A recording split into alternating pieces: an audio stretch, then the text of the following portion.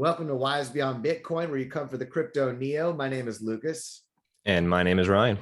And we have a value added video to share about the perspective of the utility and the value that crypto and blockchain brings. To make it short, that's what it is. It's right. Why people get lost in the prices of up and down, but what was so exciting about blockchain and crypto in the first place? Why is this technology a good thing? Why is it to be valued at all? And that's why we like to kind of look at the economic implications, the creative destruction, the market impact, the unseen, the opportunity costs. So if you like that kind of stuff, hit the subscribe, the notification bell, the subscribe button, and like, thumbs up, all that good stuff. We appreciate the support. We also have a playlist series where the front runner is Ryan, our very own here, that gives you a macro outlook at what's going on in traditional finance, the markets at large, and how that spills over and plays into the blockchain crypto technology sector. If you're brand new, you are very early because so many things are just getting started. We've got playlists on how to start your secret crypto journey, to download a wallet, send, stake, receive, buy crypto, where and who to stake it with. We're starting a playlist on different validators and how they give back. We go down to the details of secret NFTs, which are completely new and innovative than any other NFT in blockchain and crypto. We talk about that. And we talk and about, go ahead, brother. We're gonna break into that too in this video, right? Kind of what makes the secret NFTs so novel and unique. And then that'll be a more general answer. We can generalize that and talk about secret in general and what they're doing with miner extracted value. Absolutely. As being the core, one of the, not the core, but definitely a major part of like the value proposition here with secret, right? Absolutely. And all these things that we're talking about, whether it's about airdrops and opportunities, we've got a playlist for that, because it tells you really, if you subscribe and you just follow this and that's the only playlist you watch, you will know how to earn free crypto. It's really that simple. It's that simple. You will earn free crypto. Not from us, it'll be airdropped to your wallet. But we have opportunities too, free crypto Fridays and giveaways. All right. And all of it is just educational, entertainment, information, supposed to bring joy and fun and good vibes into your life. So do your own research to be your own bank. It's not marital, legal, financial, commercial, any kind of medical advice. It's just us sharing our understandings.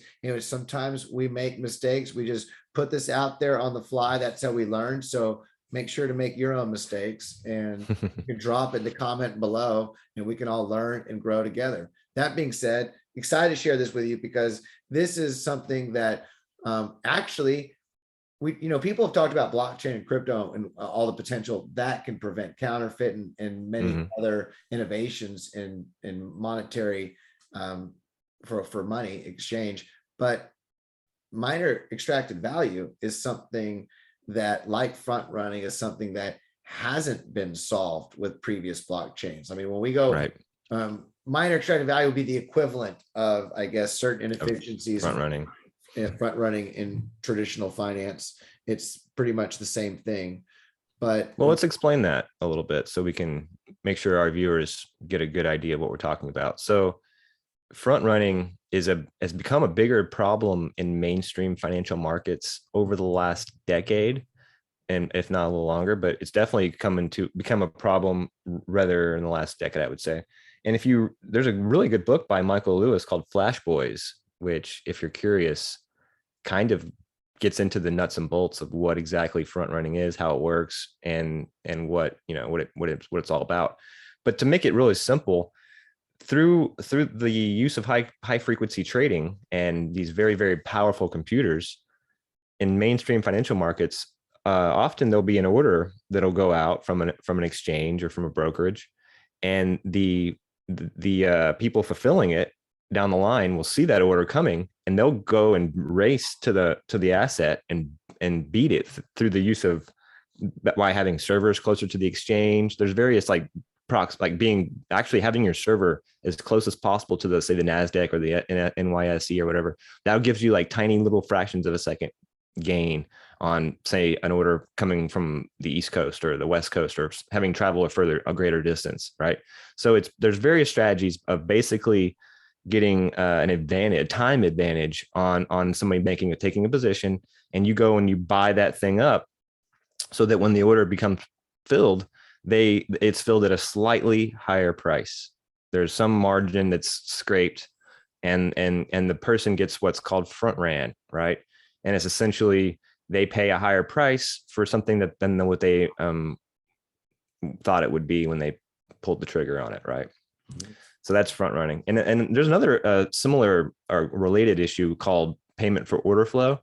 And this is when exchanges sell their order book to third parties, and those third parties then have, this little bit of an insider edge on what on what's going on, so they can go and then front run those orders. And that's so when you see like, Robinhood offering commission free trades and all that, if it's like Facebook, if the service is free, then you are the product to some degree. And that's kind of what's going on with payment for order flow too. That you're being front ran, and in exchange you get free trade, you get to have a commission free trade.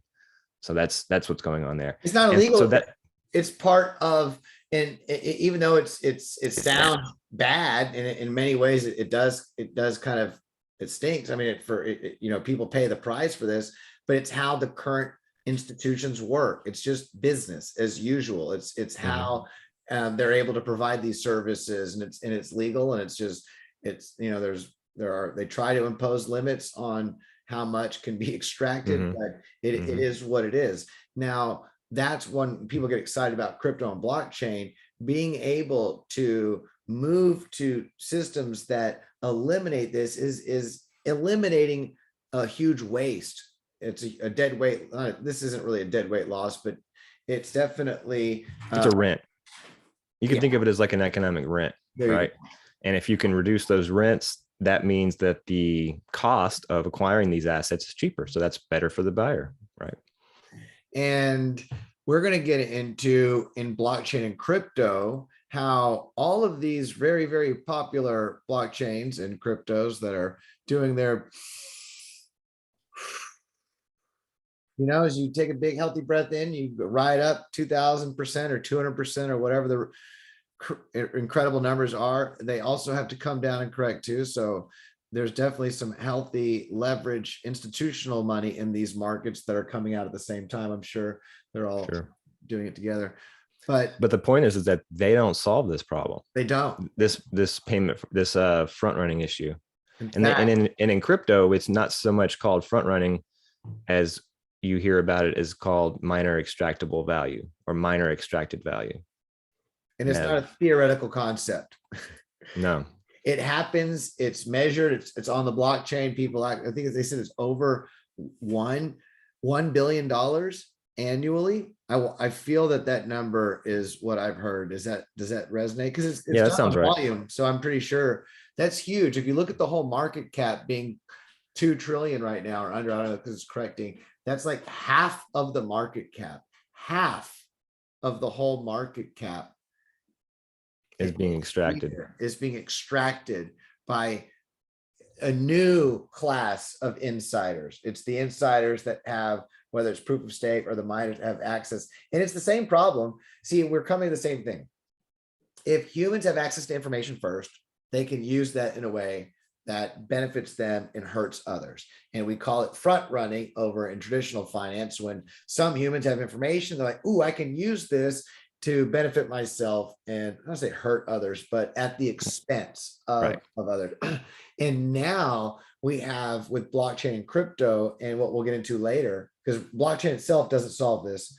Blockchain has created a new class of front runners called validators, if it's on networks, proof of stake, which would allow this to happen, or miners for minor extracted value in the proof of work system. That's a good point. It's not just a mining proof of work flaw, but this same flaw you see in proof of stake as well with validators. The potential still remains.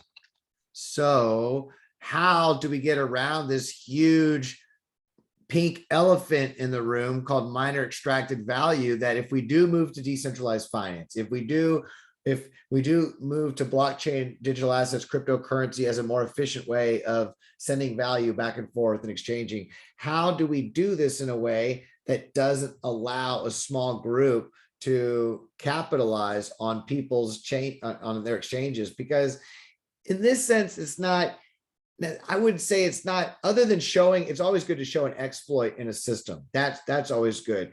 But in that, other than that, it's not adding a value to the market by, you're seeing someone's trade up front and you're just scraping some margin, scraping some margin, pushing it up a little bit on the process. It's not, you're not providing a service, so to speak. It's actually helping the exchange go through. It's not just a royalty or a fee. right? It's trying to behind the scenes prey upon something, and that's what it feels like or appears, and that can be eradicated with Privacy. And I guess we'll leave links below, because it's always, you have to do your own research. That's the way this works. But this article goes into miner extracted value, what that's all about. We've talked about it before. Even this article, they don't mention the solution we're going to get into. They say preventing miners from extracting value from DeFi is extremely difficult, as these actions do not go against consensus rules. You can't, it's all on a public blockchain. You can't stop anyone from having access to the analytics and the on-chain data. It is also worth noting that this is not unique to Ethereum. Proof of work miners. Stakers would have the same power. So there we go. They said the exact same thing, or maybe, did we read this article? I don't remember. Well, yeah, that's an older one, but it's, I think we did a video on this before. We might. Oh, that's right. Exact article. Yeah. Back in the day. Okay. There you go. And who knows what the value is at now. What is the solution? There's only one solution in all of blockchain and crypto right now. And that exists on the secret network, which is why we're so happy and glad to really explain more and continue to make that the crypto and blockchain that we continue to update and stay at the forefront of, because it's actually offering, from a market, economy, real practical life use perspective, away from the glitter and the fun. This is where you can really build things that are practical and useful for the world, or that solve real world problems, like we're getting into with minor. People talk about utility, value. What is the value in crypto? Is this a trinket? Are you guys chasing memes? Is it reflexive? What is it really going? Where's the real value here? What's tangible? What can I sink my teeth into? And I think this answers it. It's like, you can add up, you can get a raw number on what MEV is. You can even look in traditional markets and get a number for front running. This is a path to ending that and to changing and to saving all that money, right? Reducing those costs. It's efficiency. It's an efficiency enhancement. So that's, if you're curious about value, the value proposition, Secret has something going for it that no other blockchain does. Absolutely. And miner extracted value is just one of those things. Here we go. There's data storage. We'll talk about other projects that are being built on them. I'm pulling up Sienna Swap and Secret Swap just because these are two exchanges that are very similar to what people would find in DeFi or on other blockchains, whether it's Uniswap, Sushi Swap, Trader Joe, or one of these others. They're going to come across an interface where they can exchange right here on chain. And this is where a lot of that value is being taken. However, on Secret Network, because there is a privacy layer where that information is not on a public blockchain for anyone to have access to, it prevents people from having that information, that edge. And now you have free flow of value between people who are on the same playing field. That's the key, right? It's equity. It's egalitarian. That's what we're talking about. What harmonious solution? How is it making the world a better place? What's equalizing the playing field for all of us worldwide, which is another appeal to Secret Network. If you want to get involved, get involved, become a secret agent, highly encourage it. And then let them know, say, Wise Beyond Bitcoin told me how great this is, and I want to support privacy as a human right worldwide. And no matter what language I speak, I just want to say, Yeah, give a shout out that we brought you over there. But what's more important is you get over there and check it out, because it is an international community. There's tokens and bridges and NFTs. Oh my, we've got videos and playlists to walk you through it too. Mhm. I think we pretty much did the good old front running, minor extractive value.